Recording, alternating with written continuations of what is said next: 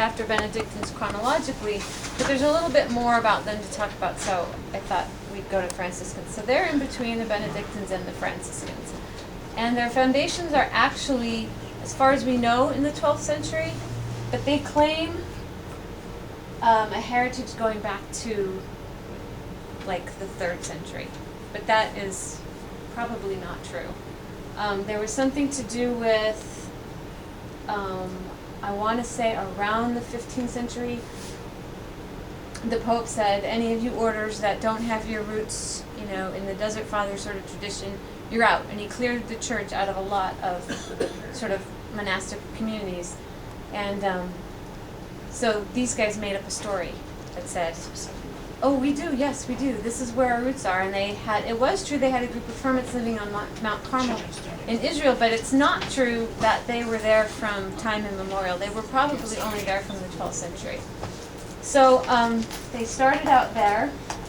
They don't have one particular founder. Again, they have a story about a founder, but historically they probably don't have one. They made this story up in order to sort of firm up their origins. And then as things got sort of uncomfortable in the Middle East, in the 13th century, they relocated to Europe, and then they spread quickly across Europe. They are primarily known for the Reformed order more than their original order. So the Reformed order is the Discalcid Carmelites. Does anybody know what Discalcid means? Shoeless. Yeah. What is it? Sockless. Without shoes. Without shoes. Because they are dedicated to poverty. And so the primary movers of that movement are St. John of the Cross on the left and St. Teresa of Avila on the right. So just a little bit about those guys because they're interesting. They are primarily who have formed Carmelite spirituality. They were all about poverty, about asceticism, but also about happiness and joy. I mean, this picture of St. Teresa has her playing a tambourine, and she did used to play the guitar and the tambourine, and the nuns would dance without shoes, I guess. So, what else do I want to tell you about this? They knew each other. I mean, he grew up a poor person, very poor in fact, and he joined the Carmelite order and he met her, and together they sort of started this Reformation movement. It's really all about them, and there's more, but I want to... Okay, and Patty was asking about the flames. It says, in this icon he holds a ball of flames, and flame also arises from his head, as a symbol of the divine love that filled his soul. The love he described as living flames in his poetry. Both of these guys are writers. He wrote a ton of poetry. She wrote a lot of doctrinal stuff. She is one of the doctors of the church. I think there are 2 women doctors, and she's one of them. That's right. The other one is also a Carmelite. They're both Carmelites, as a matter of fact. Who was the other one? Teresa of Lisieux. Yeah. Let's see. What else do I want to say about this? So those are the founders. That's their roots. This is Carmelite spirituality in general. It's very much about interior detachment, silence and solitude, insight into mystical experiences, and intense thirst for immediate and direct experience of God. What they call divine indwelling. So the prayer we're not going to do that I'll send home with you is the centering prayer. And it's all about going inward to find God.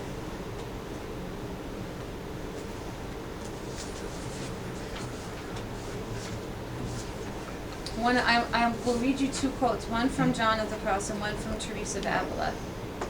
Teresa of Avila, well, I won't read. She called this journey, this interior journey, an itinerary through a castle with 7 mansions. And John of the Cross said, "What more do you want, O soul, and what else do you search for outside, when within yourself you possess your riches, delights, satisfactions, fullness, and kingdom, your beloved whom you desire and seek? Do not go in pursuit of him outside yourself." So it's very different in some ways from the other orders that we talked about. They're all about interior dwelling, not so much about creation like the Franciscans were, not so much about community, although they lived in community.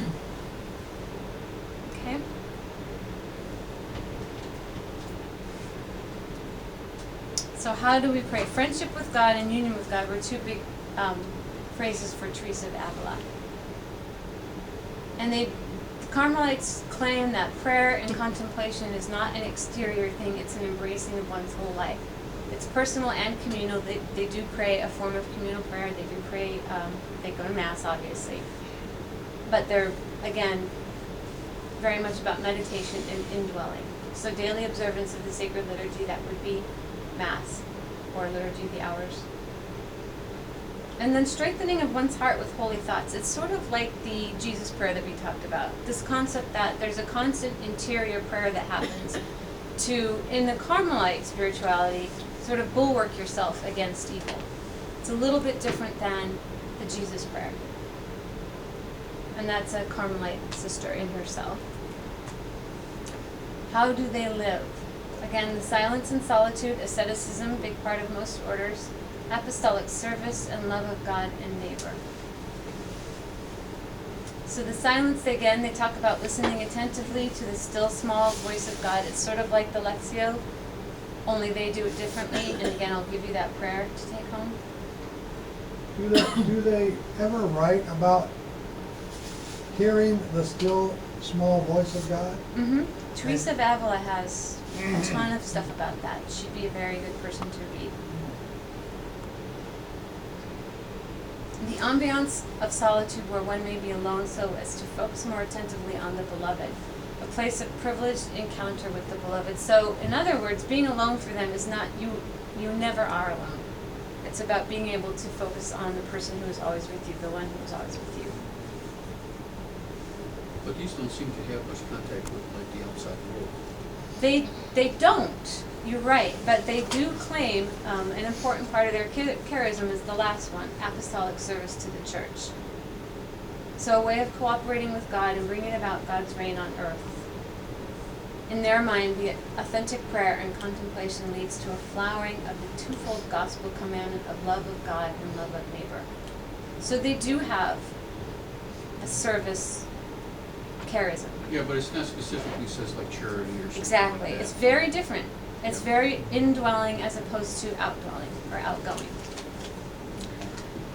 A friend's daughter joined a Carmelite group, I don't know what they're called, just last month. A third order group? She Or- is, no, Oh, she was in she's- full habit oh, okay. behind the gates. They, my friend can never go in to see her. I think she's allowed So to come she's home, cloistered. or she's totally cloistered, Yeah. thank you for the language.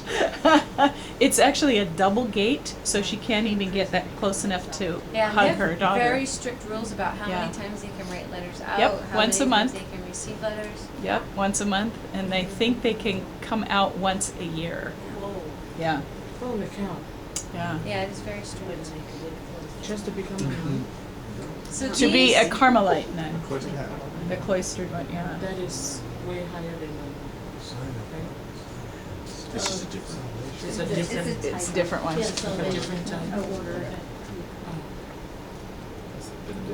Okay, so these are three other Carmelites. We talked about Teresa of Avila and John of the Cross. This one on the right is Teresa of Lisieux. She's another doctor of the church. She's famous for her story of a soul. And she talks about the little way of becoming a saint. Are you all familiar with that? And then, does anyone know this woman on the right? It's Edith Stein. Yeah. Our daughter's named after her. There you go. That's who she is. She is a famous, she was born Jewish. She converted, she became a Carmelite nun, and she died in, was it Auschwitz? Dachau. She died in a concentration camp during World War II. And she is she a blessed? She's saint. Is she canonized? Okay. Saint. Teresa Benedicta. That's right. That's right. She was also a first-class philosopher. She had taught in the universities in Germany. Yes, she was.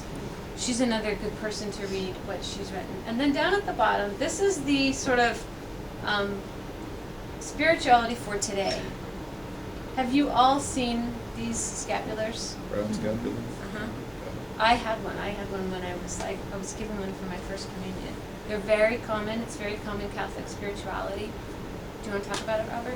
Yeah, I wear a brown scapular. It's essentially you're yoking yourself to the Blessed Mother. It's kind of the nature of that. And there's a picture of the So Our there's Lady a of Mount there's a Carmel. Yeah. Benedictine medal and a crucifix there. You get it blessed. It's kind of provides you some spiritual protection. I thought I saw somebody wearing a great big scapular. The thing that the This is scapulars a- that you see these ladies wearing, they're like from their toes to their heels, right? Yeah, this All little the way up and one down. These are the tiny little things. is a reference to the scapular that Carmelites wear, and that sash around, you can see it best on Teresa Lisieux. That's the scapular, that big thing across her shoulders. Oh, my. This little one that you see all the time is supposed to be in reference to that big scapular. So some people might wear the big ones. Carmelites do wear them if they're wearing full habit, but lay Catholics typically will wear this little brown one. I've seen Supposed to wear third them order. outside or inside? You're supposed to wear them inside. You're not supposed to be showing it. Yeah. I've seen third order Carmelites that have a bigger. Yeah, they Maybe make that's them in what all it's- different sizes. It's just, and then the scapular, they're, I don't know. I have a feeling that most people who wear them don't actually go through the whole process. There's a process to go through. You get them blessed, and there's a whole other bit There's of an stuff. enrollment. An enrollment. But I think most people who wear them just buy them and wear them, which is fine too. Are you a third order Carmelite? No. It's just your practice. It's one of the Yes. most common devotional practices in the church is this, wearing these scapular. And is the practice is that you wear them all the time? I personally do. Yes, I have a shower scapular, but the thing is, the Carmelites obviously are not wearing their scapulars No. in the shower. So it just depends on. It's not like there's a way to do it. No, right? it's like wearing a religious medal. Yeah. Okay, and the reason I put that up there is just because it is very common. I do have a shower scapular. Yes. We're learning so much about you. Okay. Does that help? There's. It's just a way to say how completely do you want to give yourself. And it's just an outward Quite sign of translate. eternal intention. Okay, so any questions about Carmelites? I would like to ask a question for now about Teresa or maybe about Mark, Saint Mark. Uh-huh. I read about him a little bit the other day, and his feast day is April 25th, like a feast day. So I asked people from St. Mark's, why don't they celebrate St. Mark that way? Mm-hmm. I don't know why. You're supposed to. You're supposed to. Mm-hmm. You're supposed to celebrate the titular feast of your parish, so St. Mark's would be yours, and you're supposed to. And it's April 25th. You should. They're just waiting for someone to take it on. That's right. Or maybe I will. That's your job. As a suggestion, But if it I will was become your asked job. today, so go for it. Okay, we Is just St. John discussed St. John Vianney? St. John the Evangelist. Oh, is it? There's a thing of St. John Vianney. at I know least. they have a. Yeah, I don't know why they do that. Okay, so Ignatian spirituality. Ignatian is the Jesuits. Okay, that's Saint Ignatius of Loyola, and we all know who our most famous Jesuit is today, and that's Pope Francis. I don't know. Most people are familiar with his story. He was a soldier, and he got wounded, and he started to read about Christ and the saints, and he had this conversion experience, and founded a society. And the interesting thing about Ignatius is. And the whole sort of operating system of the order came out of this one experience and sort of out of his life experiences. Jesuits are all about discernment. And most times if you take a discernment retreat, it's a Jesuit retreat. And his sort of seminal moment about that was he had an emotional encounter while reading about these saints and about Christ. And it was his emotional feeling about what he was reading that moved him, that he said, I should pay attention to this. This feeling I'm having is important, and it's from God, and it's not nothing. And so Jesuits are very much about what are you experiencing internally, how are you feeling? Pay attention to the way you're feeling, and extrapolate out from that. And then sort of following on that, after he had this conversion experience, and he knew he wanted to dedicate his life to Christ, he tried dozens of different things. I mean, he just kept, well, maybe this is my ministry, maybe this is my path, and they all kept failing. And so that was the other key to his discernment thing. That's why Jesuits are about discernment. It's like, now you have this feeling. Now discern what it means. Figure it out. You know, keep trying, keep going until you find out where you're supposed to be and what your path is. Okay? Do you know where the word Jesuit came from? 'Cause Jesus, Society of Jesus. Okay, but it's Society of Jesus, so Jesuit. Yeah, I don't really like the in Spanish, etymology it's of it. Jesuita. Like the, Spanish. is it because he was from Spain? Yeah, Spanish. Okay, He's that Basque, would make more sense actually. then. He's one of the two Basque saints. Okay? So he wrote a book called Spiritual Exercises. If you've not read it, you really should. It's really good. And it's really good about discernment. And it's very modern discernment. If you have a question about what you're supposed to be doing with your life, it's really helpful. What book is that? Spiritual Exercises. Is it a pretty cerebral? It's very you know? easy. No, I don't think so.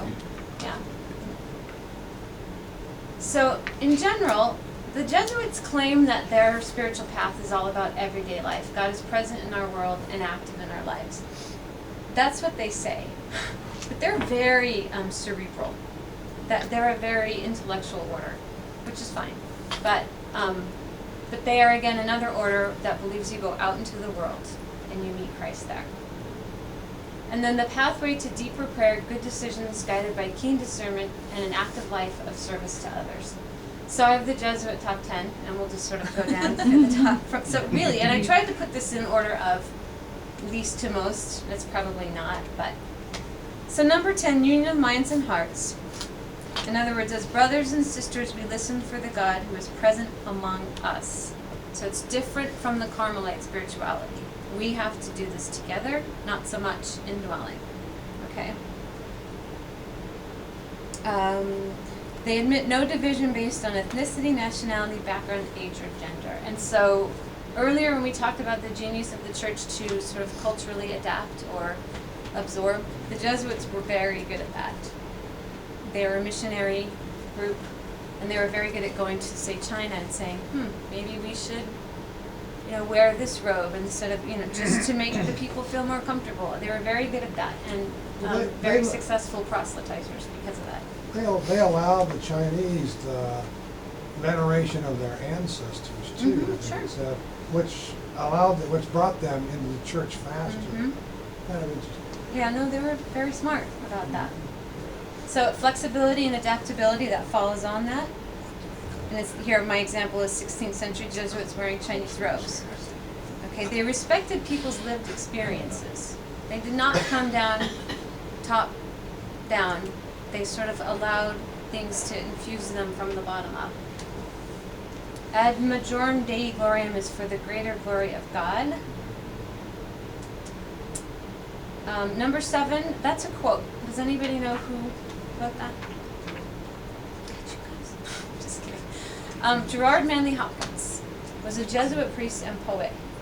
It's right there on the tip of my tongue. I didn't want to say anything because I wanted her to get credit. Patty, you're too modest. I know. Really nice.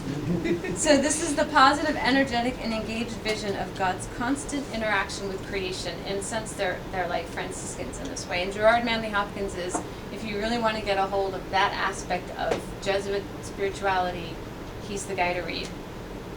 6, faith that does justice. They're very much about social justice, and we'll talk about that in a little minute. Inner freedom. What did I write about that? Oh, inner freedom is the result of discernment and self-awareness. So again, that system of self-examination and discerning where it is you're supposed to be.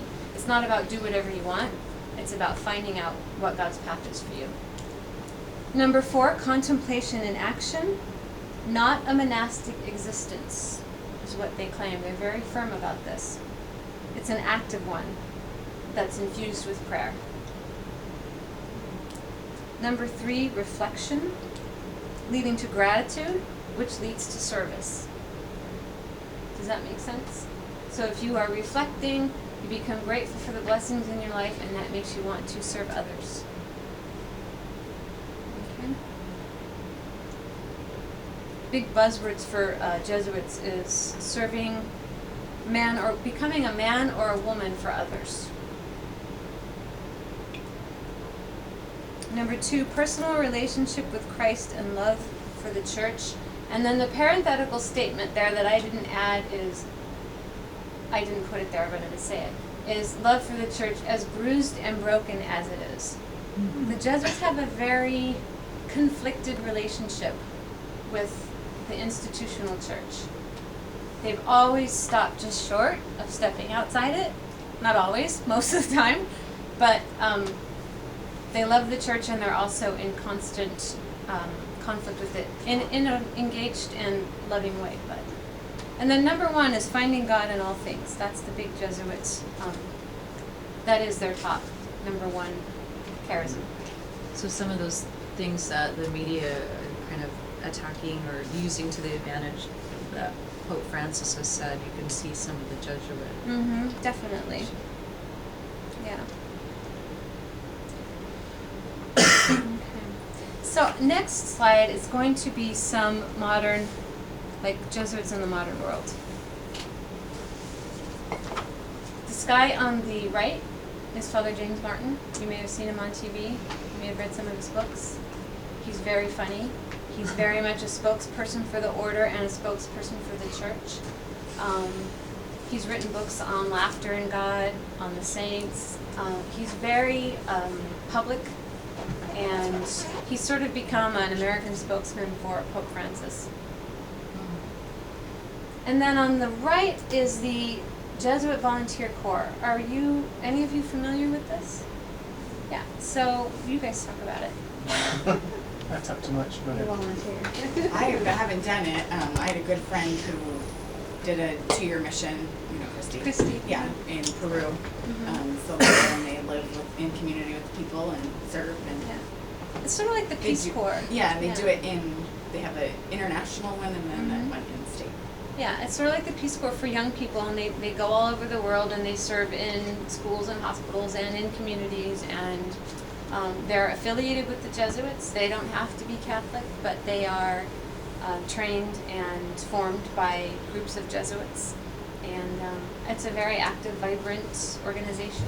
So it is very much out there in the world. But they are big on discernment too.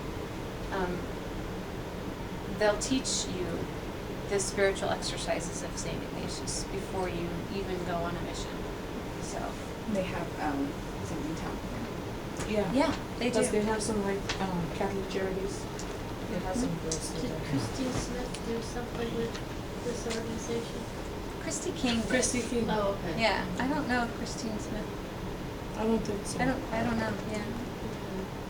Okay, so I don't have a how do we pray slide, but I do want to talk about it. It's important. First, they do an examination of conscience. Okay, so you examine how you're feeling. What are you doing? You place yourself in the presence of God. Where are you going right? Where are you going wrong? Second, you recall things for which you're grateful. Okay, and that's important. They would never skip that part. They don't have to be big things, just anything at all. Ignatius always talks about savoring these gifts. Somebody talked about gratitude. Maybe? Yeah, so like that. Then you review your day, looking for signs of God's presence, which I think is really interesting. To be deliberate about finding God is so useful and important. It wasn't you. Some family at St. Joe's used to go around the dinner table after they said grace and take turns saying, "I saw God today in," and everybody would come up with an example. And it was really, I mean, we started doing it. We didn't do it for long, but it was really to have children explain to you where they saw God in their lives was really, so it's like that. And then as you're doing that and you see the signs of God's presence, did you accept that invitation or did you turn away? Then you express sorrow for those times you turned away. And perhaps for Jesuits, they might decide to go to confession the next day. And then you end with a request for God's help the next day. So it's a very sort of open prayer form, but it's something that they are never supposed to skip. Okay? And the concept of this is the creator can deal directly with his created. That was something Ignatius said. So it's kind of radical for his time. We could do that briefly if you want. We have, Sure. I think, another hour we can finish up by. Okay, so do you want to turn off the Probably.